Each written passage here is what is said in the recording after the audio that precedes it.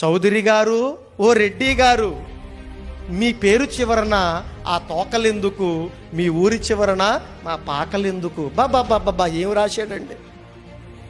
నిజమే కదండి. ఊరి చివరన పాకలోనే ఎవరివి? దరిద్రులే ఊరి చివరన పాకలోనే. అయినా మనకి బుద్ధి రాదు. మనం మాత్రం జ్ఞానంతో వెలగం. అవన్నీ చూసిన తర్వాత అయినా మనం కూడా బానిసలుగానే బ్రతుకుతాం, జ్ఞానవంతులు కావు. యేసు ప్రభు వచ్చి ప్రపంచానికి నిజమైన వెలుగును చూపించి మనల్ని సంస్కారవంతులుగా తయారు చేసి ఉన్నతమైన వ్యక్తులుగా తయారు చేయడానికి సిద్ధంగా ఉన్నా, మీరు పేదలు కాదు ఉన్నతమైన వ్యక్తులని చెబుతున్నా మనం కూడా ముందుకు రాలేకపోతున్నాం. ప్రియమైన దేవుని పిల్లలారా, ఆలోచించండి. నీ కులం ఇది, నీ కులం ఇది, నీ మతం ఇది, నీ మతం ఇది, నీ వర్గం ఇది, నీ వర్గం ఇది, నువ్వు లేనివాడు, నువ్వు ఉన్నవాడు, నీకు ఉద్యోగం ఉంది, నీకు ఉద్యోగం లేదని ఏమండి ఇంట బయట ఊరు బయట కూర్చోబెట్టే దౌర్భాగ్యమైన పరిస్థితి ప్రపంచంలో లేవా మీరు చెప్పండి?